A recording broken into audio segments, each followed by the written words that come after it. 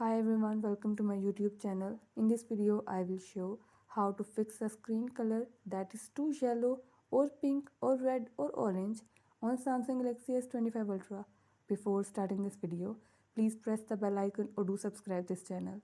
Let's start our video without wasting any time.